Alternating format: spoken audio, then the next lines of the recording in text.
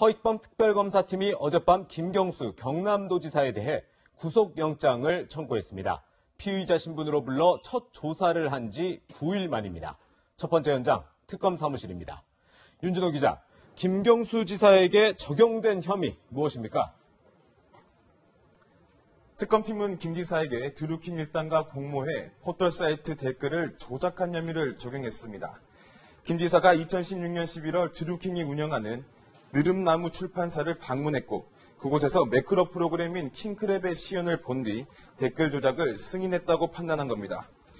김 지사는 앞서 두 차례 소환 조사에서 댓글 조작 혐의를 전면 부인했습니다. 하지만 특검팀은 드루킹의 USB에서 확보한 문서와 메신저 대화 내용 등을 근거로 드루킹의 진술의 신빙성이 높다고 결론 내렸습니다. 그러면 이제 김 지사 구속 여부가 이번 특검 수사의 성패를 가른 분수령이 되겠죠? 네, 김 지사의 구속 여부는 이르면 내일 법원의 영장 심사를 거쳐 결정될 전망입니다. 특검팀은 김 지사가 증거를 인멸할 우려가 있고 범죄 혐의가 무거워 구속해야 한다는 입장인데요. 영장이 발부되면 오는 25일 수사기간이 끝나는 특검팀으로선 수사기간 연장이 불가피하다는 관측이 나옵니다.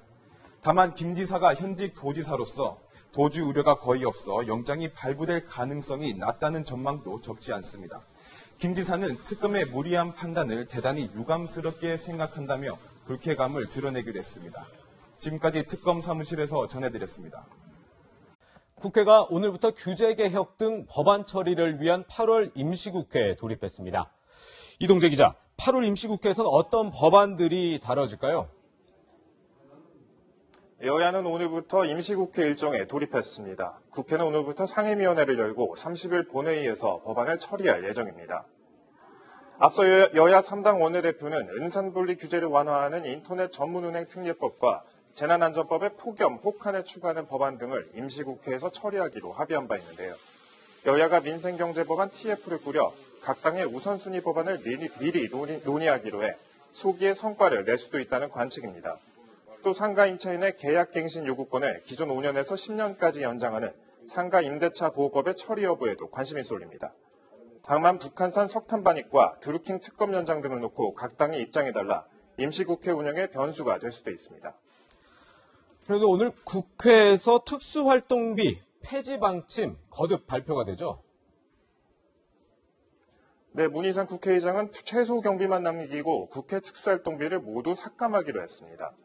유인택 국회 사무총장은 이러한 내용이 담긴 국회 특활비 개선안을 오늘 오후 최종 발표합니다. 당초 국회는 특활비 완전 폐지를 발표하며 의장단과 상임위원장 몫은 제외하기로 해 꼼수 폐지 비판이 제기됐는데요. 이에 상임위원장단 몫을 포함한 특활비 대부분을 삭감하기로 방향을 바꿨습니다. 하반기 국회 특활비 31억 원 중 국회의장단이 외교활동 등에 사용할 5억여 원만 남기고 나머지는 국고로 반납될 예정입니다. 지금까지 국회에서 전해드렸습니다. 미국이 유엔 안보리 대북 제재를 위반한 중국과 러시아 기업 등을 제재했습니다. 폼페이오 국무장관의 방북 소리 나오는 상황에서 불과 12일 만에 다시 제재를 가한 건데요. 배경에 관심이 쏠립니다. 네, 그럼 취재기자 연결하겠습니다. 김윤정 기자. 네, 국제부입니다. 네, 미국 재무부가 이번에 제재 대상에 올린 기업 어떤 곳들입니까? 네, 미국 재무부가 추가한 제재 대상은 중국과 러시아 법인 3곳과 러시아 국적의 개인 1명입니다.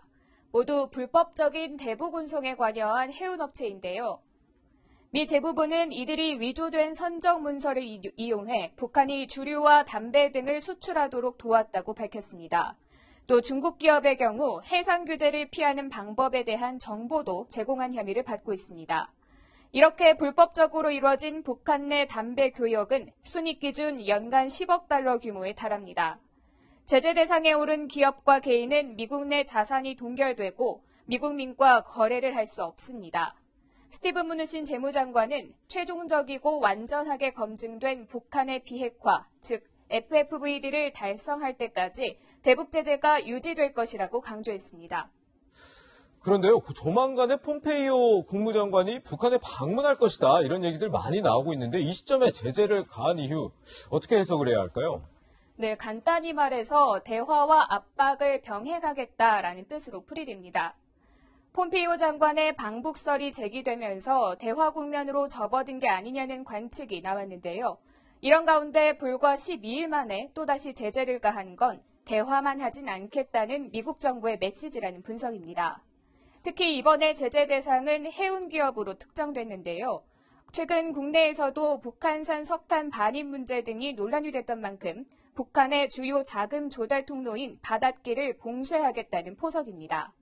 미국 재무부는 해운 기업의 북한과의 해상 거래와 관련한 주의 사항을 다시 한번 읽어보라고 촉구하기도 했습니다. 지금까지 국제부에서 전해드렸습니다. 오늘의 333 뉴스입니다. 낙동강물이 온통 녹색 끝입니다. 죽은 물고기도 보이죠? 계속된 폭염으로 독성 녹조가 빠르게 번지고 있는 겁니다.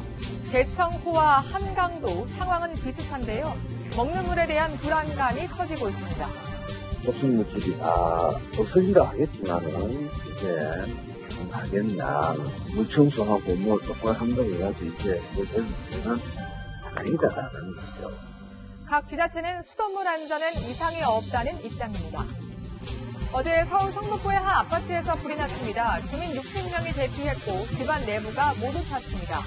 화재의 원인은 에어컨, 특히 전원을 껐는데도 화재가 난 것으로 알려졌습니다. 이렇게 기록적인 폭염에 에어컨과 실외기 화재가 급증하고 있습니다. 전문가들은 에어컨을 안 쓸 땐 반드시 플러그를 뽑아두고 8시간 정도 사용한 뒤에는 전원을 끄고 실외기 열을 식혀야 한다고 조언합니다. 거센 폭우 속 다리 상판이 잘린 듯 떨어지고 교각이 주저앉습니다. 현지 시간으로 14일 이탈리아 제노바의 모란디 다리 일부가 붕괴된 겁니다. 생존자 한 명이라도 더 구하기 위해서 필사적인 구조 작업이 이어지고 있습니다. Cioè l'operazione è la stessa dall'inizio, stiamo cercando ancora persone disperse sotto la macerie, quindi si tratta di aprire varchi, penetrare tra le macerie e vedere appunto verificare la presenza di altre. 사망자는 최소 40명 안팎, 그러나 더 늘어날 가능성이 있습니다. 이탈리아 총리는 12개월간 비상사태를 선포했습니다. 국토부가 리콜 대상 BMW 차량 가운데 운행 정지 명령 대상을 확정해 오늘부터 지자체에 통보합니다. 통보를 받은 차량은 서비스센터까지의 운행만 허용되는데요. 만약 운행하다가 적발되면 1년 이하의 징역 또는 1,000만 원 이하의 벌금이 부과됩니다. 최태원 SK그룹 회장이 인터넷에 자신과 동거인에 대한 악성 댓글을 단 혐의로 기소된 60대 여성의 재판에 증인으로 출석했습니다. 허위로 자꾸 댓글이나 사실 과장해서 인터넷에 유포하는 행위는 사람을 아프게 만드는 얘기라고 봅니다.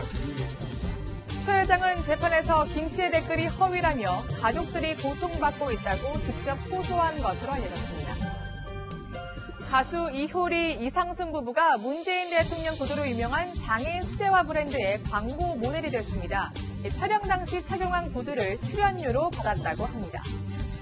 폭염 속에선 채소에도 식중독균이 발생할 수 있다는 사실 아십니까? 채소는 식초에 5분 이상 담가두었다가 3번 이상 씻고 자르는 건 세척 후에 하는 게 좋습니다. 보냉병도 많이 사용하시죠? 만약 물때가 끼었다면 뜨거운 물을 채우고 베이킹소다를 한두 스푼 넣은 뒤에 1시간 후에 씻어내면 깨끗해집니다. 금값이 20개월 만에 최저치로 떨어졌습니다. 금과 함께 안전자산으로 꼽히는 달러가 강세를 보이면서 상대적으로 금에 대한 관심도가 떨어지고 있기 때문입니다. 지금까지 333 뉴스였습니다. 지난해 2월 전 세계를 경악해 만든 김정난 암살 사건 기억나실 텐데요. 지금 말레이시아에서는 이와 관련한 재판이 지금 진행이 되고 있습니다. 네. 이제 기억하실 텐데 김정은의 이복형인 김정남이 독사를 갑자기 공항에서 당했잖아요. 지금 이게 상당히 관심인데 드디어 이제 1년 반 만에 1심 오늘 선고가 나온다 그러더라고요. 예, 그러니까 지난해 2월 있었던 일인데 쿠알라룸푸르 국제공항에서 네. 아이샤 흐엉이라는 인도네시아 베트남 여성이 손에 그 VX라는 신경성 유독 물질을 묻혀서 김정남에게 눈 부위를 감쌌다 그래요. 그 다음에 이제 김정남이 그로부터 1시간, 2시간 정도 있다가 이제 사망을 한 사건인데 흐엉이라는 여성 같은 경우에는 CCTV로 이 모습이 찍혀 있고 그렇죠. 그 옆에 같이 있었던 아이샤라는 여성도 이렇게 옷이랑 손톱 같은 데서 유독 물질이 나왔다 그래요. 네네. 그런 다음에 이 여성 여성들이 바로 가서 이렇게 손을 씻었다 그러잖아요. 네. 그래서 이 검찰은 이 여성들을 지금 기소를 한 바 있는데 여성들은 지금 뭐라 그러고 있냐면은 우리는 그런 게 아니었고 그냥 각자 무슨 뭐 일본인 줄 알았다 그래요. 이게 또 다른 한 여성은 그러면 일본인인 줄 알았고 북한 사람인지도 몰랐고 네. 말레이시아 택시 운전사가 뭐 재밌는 유튜브 몰래카메라를 촬영한다 그래서 그냥 뭐 한 10만 원 정도씩 받고 그냥 했던 네. 거에 불과하다 이렇게 두 분 다 얘기를 그렇게 하고 있는데 네네. 그런데 지금 이게 보면은 사실 왜냐하면은 만약에 네. 그 이전에도 이런 몰래카메라를 찍었다고 하더라도 네. 그 이전에는 이제 로션 같은 걸 바르고 찍었거든요. 예, 예. 그럼 당일날은 이게 유독성 물질이었단 말이에요. 근데 유독성 물질인지를 가르쳐주지 않고 자기들을 이용했다는 얘기인데 이게 만약에 김정남을 이렇게 딱 얼굴을 감싸가지고는 그 자리에서 사망이라도 하게 되면은 네네. 유독성 물질이 어떻게 이 사람들이 입수를 했는지 추적을 하게 될 거고 어떤 뭐 북한이라든지 그 배후 세력과 연관관계가 드러날 수도 있었을 텐데 네. 과연 이 사람들이 아무것도 모르고 진짜 몰래카메라 유튜브인 줄 알고 네. 임했을까 여기에 대한 지금 의문이 나오고는 있는데 여기에 대해서 법원이 어떻게 판단할지 지금 그렇죠. 주목이 되고 있는 지금 상황입니다. 말레이시아 검찰과 두 여성 측이 굉장히 팽팽합니다. 저 화면은 옛날에 이제 김정남 씨가 공항에 들어섰고 이제 그 여성들이 접근을 해서 살해하는 장면을 보고 계신데요. 그 여성에 대한 선고 재판이 지금 진행되고 있어서 곧 결과가 나올 것으로 보입니다. 근데 무죄냐 아니면 말레이시아 법에 따라서 유죄면 사형의 가능성이 높다고 하더라고요. 근데 예. 만약에 우리나라라고 생각을 한다면 변호사님 보시기에는 무죄날 가능성이 큰가요? 아니면 유죄의 가능성이 좀 큰가요? 우리나라에서 유죄 무죄 가능성은 그건 말레이시아 법원이랑 똑같은 것 같아요. 이제 증거를 가지고 판단을 해야 되는데 그렇죠. 예. 뭐 아이샤 여성 같은 경우에 그 변호인은 우리의 경우에는 뭐 얼굴에 묻히는 거를 본 목격자도 없고 CCTV도 없고 뭐 옷에서 묻은 것도 없다고 얘기를 하는데 네. 만약에 옷에서 그 신경성 물질이 묻은 게 나왔으면 거기에 가담한 게 맞거든요. 그래서 이런 증거를 가지고 판단을 해야 되지 우리나라 법원 같은 경우는 유죄이다 무죄일 가능성이 높다고는 제가 좀 예단하기가 어려운 부분입니다. 네, 그렇군요. 아무튼 지금 뭐 아직 1심 결과가 나오지 않고는 있는데 방금 성시현과 좀 얘기를 하기도 했죠. 말레이시아 형법은 이거는 좀 우리나라랑 차이가 있는 것 같아요. 이런 유죄가 이런 고의성이 있는 사례가 유죄로 인정을 받으면 바로 교수형에 처한다 이렇게 얘기가 나오더라고요. 네, 굉장히 엄격하게 돼 있는 거죠. 지금 예. 이제 말레이시아 고등법원에서 판단을 하는 것인데요. 네. 우리식으로 말하면 1심 법원입니다. 예. 그러니까 우리는 고등법원이 2심 법원을 얘기하잖아요. 그렇죠. 예. 네. 근데 처음으로 이제 1심 법원에서 판단을 하는 것인데 예를 들어서 지금 이제 증거 말씀을 잠깐 해주셨지만 네네. VX 신경작용제가 옷이나 이런 데서 검출이 된 건 맞는 것이고요. 네. 그리고 공항 CCTV에 두 사람이 어떤 지시를 받았든 뭐 몰래카메라라고 해서 모르고 했든 안 했든 간에 예, 예. 두 사람의 신경작용제를 얼굴에 발라서 김정남이 숨진 건 사실이란 말이에요. 네네. 그러니까 그 행위를 어떻게 그럼 판단할 것인가. 근데 죽음에 이르는 직접적인 행위를 한 것은 두 사람이라고 그 말레이시아 검찰에서 주장을 하고 있거든요. 네네. 근데 그 주장이 만약에 받아들여지면 살인죄가 성립될 가능성 사실 배제하기가 어렵죠. 예, 예. 그러면 사형이 집행될 수 있는데요. 네. 예. 다만 문제는 뭐냐면은 네. 지금 여기에 등장하는 인물들을 보면요. 이 장소는 말레이시아죠. 네. 네. 그리고 두 여성이 한 사람은 인도네시아인이고 인도네시아. 한 사람은 베트남인이에요. 네, 그렇죠. 그리고 그 뒤에서 지시했다고 하는 사람은 북한인 아. 4명이에요. 예.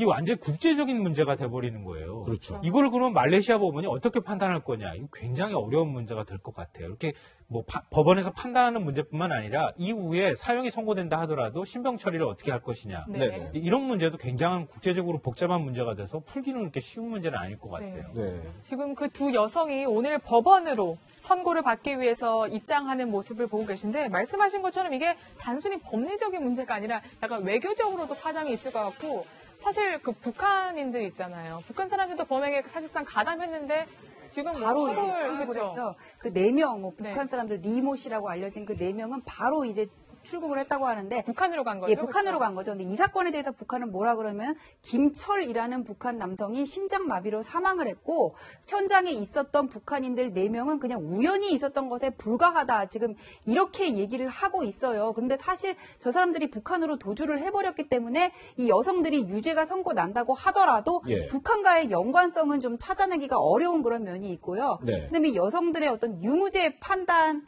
는 이제 증거를 가지고 판단해야 되겠지만은 나중에 네. 이 교수형에 정말 처할 것인지 이 신병 확보와 관련해 가지고는 인도네시아나 베트남과의 관계에서 어떤 외교적인 분쟁이 발생할 가능성이 커요. 지금 현재도 인도네시아랑 베트남에 대해서는 자국민이 인도를 지금 요구를 하고 있거든요. 네. 근데 일단 범행 장소가 말레이시아이기 때문에 재판은 진행되고 있지만 나중에 판결이 확정이 된다고 하더라도 말레이시아에서 진짜 형을 집행하기는 좀 어려운 면이 있지 않을까. 이게 국제 조약에 네. 따라서 수용자끼리 또 이송을 할 수 있는 그런 방법이 있거든요. 그래서 이 문제를 두고 말레이시아 당국의 고민은 깊어질 수밖에 없을 것으로 보입니다. 네. 그런데 이 사건이 벌어졌을 때와 지금의 차이점이라고 제가 생각하는 게 북한이 국제사회에 나왔냐 안 나왔냐 이 차이가 굉장히 큰 것 같아요. 근데 지금 뭐 북미 대화, 남북 대화 한창인 상황에서 이 김정남 사례에 대해서 유죄가 인정된다면 어느 정도 북한이 연루됐다는 거에 대해서 어느 정도 연결이 될 수 있는 건데 이게 외교적으로 이런 거에 좀 영향을 미칠 수는 없을까요? 이게 아주 복잡한 문제입니다. 우리가 이제 전 세계 미스테리한 사건 얘기 많이 하잖아요. 예. 외교적으로 사실 북이 이걸 지시하고 실제 실행했다 하더라도 이미 그 실행에 가담했다고 하는 사람들은 다시 되돌아가 버렸어요. 그러니까 북한이 실제로 그런 일들을 벌였는지를 증명할 방법이 현재로서는 없다는 부인하고 거죠. 있죠, 지금. 북한에서는 우연히 그냥 공항에 있었을 뿐이다 이렇게 얘기를 하고 있는 상황이거든요. 그러니까 국제사회에서 아무리 비난을 하더라도 북쪽에서 이거를 인정할 가능성은 거의 없어 보여요. 이런 상황에서 뭐 이 말레이시아나 아니면은 뭐 다른 이 연관되어 있는 나라들 인도네시아나 베트남 쪽에서 비난을 할 수 있을지는 모르겠지만 인정할 가능성은 별로 없다는 거 하나 하고요. 또 하나는 그 범행의 주 무대가 됐던 말레이시아도 북한과 굉장히 가까운 사이이기도 합니다. 그렇죠. 그러니까 북쪽에 대해서 강력하게 말레이시아가 뭔가 어떤 조치를 취할 가능성은 그렇게 높지 않다는 것이죠. 그러니까 이 사건의 실체가 북쪽으로까지 화살이 가해지면서 완전하게 드러나기는 참 쉽지 않은 상황이다. 이렇게 봐야 될 것 같아요. 현재 김정남 살해 혐의를 받고 있는 두 여성에 대한 선고 재판이 조금 길어지고 있는 것 같은데 혹시 방송 중에 재판 결과가 나오면 바로 전해드리도록 하겠습니다. 문재인 대통령이 청와대에서 여야 5당 원내대표와 오찬 회동을 합니다. 마지막 현장 청와대입니다. 강지혜 기자, 오늘 어떤 의제를 오찬 테이블에 올려놓고 논의를 하게 됩니까? 8월 임시국회와 9월 정기국회를 앞두고 민생경제 현안과 각종 법안에 대한 협력 방안을 논의할 걸로 보입니다. 한병도 대통령 정무수석은 이번 원내대표 회동에 대해 대통령이 강조해온 국회와의 협치를 보다 강화하기 위한 차원이라고 설명했습니다. 우선 지난해부터 추진해온 여야정 상설협의체 구성을 다시 논의합니다. 문 대통령이 올 하반기 규제혁신과 경제성장을 강조해온 만큼 개혁법안 처리도 당부할 걸로 보입니다. 문 대통령은 지난 6일 수석 보좌관 회의에서도 신산업과 일자리 창출을 위해서는 이를 가로막는 규제부터 과감히 혁신해 나가야 한다며 국회도 혁신성장 관련 법안이 조속히 통과될 수 있도록 힘을 모아달라고 말했습니다. 다음 달 정상회담을 앞둔 만큼 한반도 평화 정착을 위한 초당적 협력 방안도 논의할 예정입니다. 정상회담에 대한 각 당 의견도 수렴할 걸로 보입니다. 오찬 메뉴는 말복인 점을 고려해 토종닭으로 만든 삼계죽과 협치를 상징하는 오색 비빔밥이 나옵니다. 문 대통령이 여야 원내대표와 회동하는 건 지난해 5월 이후 이번이 처음입니다. 각 당이 새로운 지도부를 꾸린 뒤에는 여야 5당 대표도 청와대에 초청될 걸로 알려졌습니다. 지금까지 청와대 춘추관에서 전해드렸습니다. 네, 오늘의 첫 번째 핫피플, 비서 성폭행 혐의 1심 재판에서 무죄를 받았지만 여전히 논란의 중심에 있는 안희정 전 충남도지사입니다. 여성단체 일제히 반발을 하고 있는데요. 먼저 영상으로 한번 보겠습니다.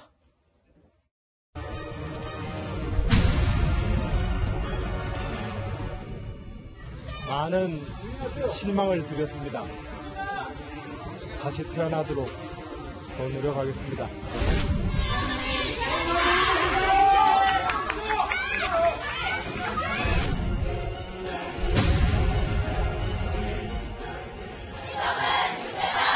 안희정은 무죄가 아니다!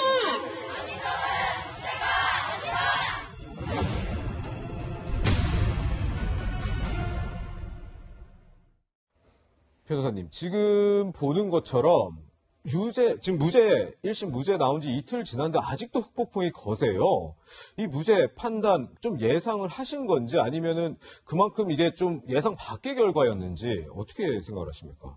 사실 위력에 의한 간음죄 같은 경우에는 인정된 예가 거의 없거든요. 그렇군요. 예전의 경우에 어떤 게 인정이 됐냐면은 네. 부인이 운영하는 미용실에 이제 종업원을 데리고 남편이 이게 지리를 잘 몰라요. 이 종업원이 네. 밤 늦게 통금 시간까지 데리고 다니다가 여관으로 유인해서 간음한 경우에는 네네. 이분이 지리를 모르고 또 사장님의 남편이니까 따라갈 수밖에 없었잖아요. 네. 그런 경우에 위력에 의한 간음 인정한 거 내놓고는 거의 없거든요. 네. 그래서 네. 이 경우 인정될까 했는데 선고문을 읽어보면서 재판부는 이렇게밖에 판단할 수 없겠구나 생각을 했어요. 왜냐면은 지금 여성계라든지 일각에서 주장을 하는 거는 정치권에서 한 번 찍히면 다른데 취업할 수 없는 이런 상황을 너무 모르는 게 아니냐. 일단 그거랑 네. 위력의 범위를 너무 좁게 인정한 게 아니냐. 그렇죠. 어떤 여성이라도 그렇게밖에 움직일 수밖에 없었을 텐데 왜 가해자의 행동이 아니라 피해자의 사후 반응을 가지고 판단을 하느냐. 이런 비판이 일어나는데 네. 그거는 피해자의 경우에 어떻을 수 있었을 것이다. 그 어떤 내심의 의사잖아요. 네네. 그다음에 정치권의 경우에 상황이 이렇다. 그게 어떤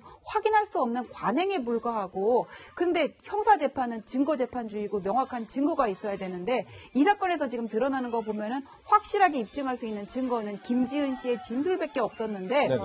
그 진술을 보면은 좀 흔들리는 부분들이 있어요. 예를 들어서 뭐 마포 오피스텔 사건 이후에 텔레그램의 일부 내용을 자기가 삭제를 했다던가 네. 스위스 출장 가서 그런 일이 있고 신모 씨에게 뭐 호소를 했다고 하는데 예. 그 주장과 실제 통화 내역이 불일치하는 부분이 있고 또 상하원 사건 같은 경우에도 그냥 상식적으로 생각을 했을 때 김지은 씨 말대로 계단에만 앉아 있었다면은 안희정 지사의 부인이 어떻게 그 김지은 씨가 올라왔는 줄을 알고 그런 얘기들을 구체적으로 뭐 남편이 지은아 하고 불렀다는 등 예, 예. 3, 4분 정도 내려봤다는 등 그렇게 구체적이고 일관적으로 진술할 수 있었을까 좀 이런 부분에 대해서 사실 좀 의문이 들거든요. 예, 예. 그 시간에 그 상하원에서 계단을 올라갔었다는 거는 김지은 씨도 인정한 부분이잖아요. 예, 예. 근데 그런 것들에 있어서 좀 신빙성이 흔들리는 부분이 있어가지고는 재판부는 이제 증거가 이제 피해자의 진술밖에 없을 때는 이 진술을 가지고 이게 일반적인 성범죄 피해자의 행동 양식에 부합하는지를 판단해야 되는데 예, 그런 예. 것들이 좀 안 맞는 부분이 있었다. 좀 그렇게 판단이 됩니다. 예. 네. 아무래도 이번 재판이 그래도 미투 1호 재판으로 사실상 상징이 되어서 그런지 뭔가 위력에 대한 범위, 그러니까 상대방을 좀 제압하거나 제압당할 수 있는 그런 힘을 조금 좁게 해석을 했다. 이런 비판도 여전한 것 같아요. 그래서 이제 비유적으로 이런 표현 쓰잖아요. 술은 마셨지만 음주운전은 아니다. 네. 그거랑 비슷한 판결이라는 말도 하는데요. 예, 예. 왜냐하면 재판부도 인정을 했어요. 위력이라는 것을 인정을 했는데 예를 들면은 이제 간음이나 추행이 있었을 당시에 위력을 행사했느냐 안 했느냐를 네네. 증명하려고 했던 거예요. 예. 했는데 그럼 위력이라고 하는 거 어떻게 증명할 거냐는 거예요. 네. 예. 예를 들어서 나 사장인데 내 말을 안 들어? 너 회사 자른다? 예. 아니면은 뭐 저 수행비서든 아니면 도에서 일할 수 없게 만들어라고 말했다고 하면은 네. 그거는 그 자체로 협박이라든가 이런 게 될 수 있잖아요. 네. 예, 예. 근데 그런 게 없는 상태에서 어떻게 위력이라는 걸 증명할 수 있느냐? 이게 네. 굉장히 애매모호하다는 거죠. 네. 그러니까 예를 들면 이런 거예요. 우리가 직장에서 갑질 사건이라든가 아니면 직장 내 성추행이나 성폭행 사건 많이 발생하잖아요. 예, 예. 근데 피해자한테 왜 당신은 그때 노라고 말하지 못했느냐? 왜 그러면 한동안 참고 있었느냐? 이렇게 묻고 있는 거랑 비슷하다는 그렇죠. 거죠. 그러니까 예를 들어서 제가 정말 싫은 직장 상사가 있어요. 네네. 근데 직장 상사가 지시하고 불합리한 거 지시하는데 우리 따라야 되잖아요. 보통의 경우에는. 네. 근데 그 사람한테 너 왜 직장 상사한테 싫다고 말하지 못했느냐? 예. 라고 하는 논리랑 비슷한 거 아니냐. 예, 예. 근데 그런 측면에서 여성들의 입장에서는 좀 더 적극적으로 위력이라는 범위를 해석을 했으면은 지금과 같은 이렇게 전부 무죄 판결이 나오진 않았을 거 아니겠느냐라고 네. 하는 반발이 있는 것 네, 같아요. 예. 맞습니다. 지금 근데 검찰이 항소 의지를 밝혔잖아요. 네. 1심에서는 뭐 어쨌든 무죄로 지금 결론이 났는데 항소 의지 밝혔는데 지금 뭐 그때 재판부가 밝힌 거 보면 뭐 입법에 대한 얘기도 나오고 하더라고요. 그러면 항소심 때 만약 뭔가 결과가 달라지려면 입법이 있어야 되는 건지 아니면은 지금 뭐 달라질 가능성이 있는 건지 참 궁금하더라고요. 항소심 결과에서 무슨 개정이 되고 달라지기 위해서는 이게 안 돼요. 왜냐하면 행위시법주의거든요. 그러니까 간음 행위를 할 때 법에 따라서 처벌하기 때문에 그 전에 뭔가 법이 개정이 된다고 하더라도 세법을 적용하는 데는 어려움이 있고요. 그렇다면 여기서 이제 항소심에서 결과가 뒤집어지기 위해서는 나올 수 있는 게 새로운 증거가 나와야 되거든요. 근데 1심에서 지금 뭐 증인들의 증언 우리가 보도를 통해서 들어봤지만 여기서는 왕이었다 그러고 또 근데 여기서는 맞담배 폈다 그러고 뭔가 개인적인 평가 부분이고 엇갈리는 부분들이 있었잖아요. 그리고 또 재판부는 얘기를 했어요. 위력이 있었다는 건 인정을 했는데 실제로 행사했는지를 들여다봐야 된다 그랬거든요. 그래서 나와서 얘기를 했던 증인들의 증언은 유무죄를 판단하는데 사실상 거의 실익이 없었던 부분이거든요. 근데 이분들을 불러가지고 또 똑같은 얘기할 수는 없는 거잖아요. 그러면 새로운 증거, 뭐 김지은 씨 메모라든지 왔다 갔다 하는 SNS 내역 같은 걸 제출을 해야 되는데 그게 만약에 있었다면 1심에서 제출하지 않았을까 그런 생각이 들어서 새로운 증거가 나타나기 전에는 좀 어렵다는 생각이 들고 그리고 왜 위력의 범위를 좁게 해석을 했다는 거는 위력을 인정하면서 위력에 의한 간음을 왜 인정하지 않았냐 지금 이 얘기인데 법조문에 보면은 위력으로 간음한 자는 몇 년에 처한다 이렇게 돼 있거든요. 위력으로 간음했다는 거는 내 가지고 있는 위력을 이용해서 상대방의 의사를 억압해서 간음했다 이런 경우에 처벌하도록 그렇게 되어 있기 때문에 법원으로서 어떤 위력의 행사 여부라든지 인과관계를 들여다보지 않을 수 없었던 거 그 점을 말씀드리고 싶습니다. 일단 2심에서 좀 뒤집힐 가능성은 좀 낮다. 새로운 증거가 나오지 않는 한 이런 말씀도 해주셨습니다. 이렇다 보니까 예스 민즈 예스 법 혹은 어떤 언론사에서는 안희정법이라고도 칭하기도 하는데 이러한 좀 위력이라는 걸 이제 좀 벗어나서 좀 이렇게 새롭게 법을 좀 만들어야 된다 이런 얘기도 나오는데 이게 어떤 법인가요? 가장 기본적인 건 그건 것 같아요. 여성이 어떤 의사를 표명하느냐 그거에 따라서 이 간음이든 아니면 성범죄의 어떤 기준을 정한다는 거예요. 그러니까 yes means yes 그러면은 내가 상대방하고 성관계를 맺는다고 하면 내가 yes라고 하지 않는 이상 그 외에 다른 의사표현에 대해서는 인정하지 않는 거예요. 그게 성폭력이 되는 거예요. no라고 하는 건 내가 no, 싫어라고 하면은 그 싫다고 하는 의사표명하는 순간부터 그 이후의 모든 행위들은 다 성폭력에 해당될 수 있는 거죠. 그렇게 해서 여성의 의사표현을 적극적으로 해석할 수 있는 그런 이제 입법이 필요하다라고 하는 얘기가 지금 나오는 건데요. 이 no라고 하는 것보다 yes라고 하는 범주를 이해하는 게 조금 더 애매모호한 측면이 있어요. 왜냐하면 예를 들어서 둘이서 같은 방에 들어갔다라고 했는데 들어가는 행위 자체를 yes로 이해하느냐 아니면은 yes라는 말을 분명하게 의사표현을 했느냐 이거를 판단하기가 굉장히 애매한 측면이 있어서 노맨즈 노를 먼저 인정하는 게 맞지 않느냐라고 하는 얘기가 나오는데요. 여성단체에서는 yes means yes까지도 인정해야 된다 이렇게 얘기를 하고 있는 상황입니다. 그러니까 방에 따라 들어간 것 자체만으로 yes로 인정하지 않고 여성의 입에서 yes란 대답이 나와야 그게 뭔가 합의된 관계라든가 뭔가 그런 걸로 인정돼야 된다. 그동안에 이제 재판 과정에서는 그런 부분들을 많이 이제 인정을 했거든요. 예를 들면 당신이 뭐 관계를 맺을 의사가 없는데 불구하고 왜 여관까지 같이 동행했느냐. CCTV를 봤더니 싫어하는 내색이라든가 끌려가는 모습들이 보여지지 않고 자발적으로 걸어 들어가더라. 이런 부분 때문에 결국 성폭력 범죄가 무죄 판결이 나는 경우가 많이 있단 말이에요. 그런 부분에서도 yes라고 명시적으로 얘기했다고 하는 그 표현이 없는 한 나머지 것들은 전부 다 성폭력으로 인정한다. 이런 부분들까지 가니까 굉장히 법률적으로 적극적인 해석을 하게 되는 것이죠. 그런데 지금 이제 안희정 전 지사 무죄를 가지고 뭐 이번 주 토요일에 그 여성단체들이 대규모 집회를 한다 그러고 이제 무죄 선고 나온 직후에 원래 소속해 있던 민주당을 제외한 다른 야당들은 일제히 반발하는 논평을 냈어요. 근데 많은 사람들이 주목하는 안희정 전 지사의 말이 다시 태어나도록 더 노력하겠습니다더라고요. 결국 이 정치인이기 때문에 정치적으로 내가 복귀하겠다 이런 식으로 해석하는 경우가 많더라고요. 정치인의 말을 정치적으로 우리가 해석을 해주면 그렇게 되는 것 같아요. 근데 저는 그렇게 해석하고 싶지도 않고요. 그럴 가능성 별로 없어 보여요. 왜냐하면 세상의 절반은 여성인데 여성들이 과연 안희정 전 지사의 복귀, 정계 복귀를 어느 정도 인정해줄까, 용인해줄까, 좀 그렇게 그 가능성은 높지 않다고 보고요. 정치인이 가장 가져야 될 으뜸의 덕목은 결국 도덕성일 수밖에 없는데 지금 이제 성범죄 여부에 있어서 무죄 판결을 받는다 하더라도 안희정 지사가 현직 지사로 있을 때 수행비서와 부적절한 관계를 맺었고 네네. 그로 인해서 그 관계들 간에 있었던 모든 일들이 지금 다 세상에 알려진 상황인데 예. 다시 정계복귀를 하더라도 국민들이 쉽게 용서하지는 못할 거라고 봅니다. 네, 그렇군요. 알겠습니다.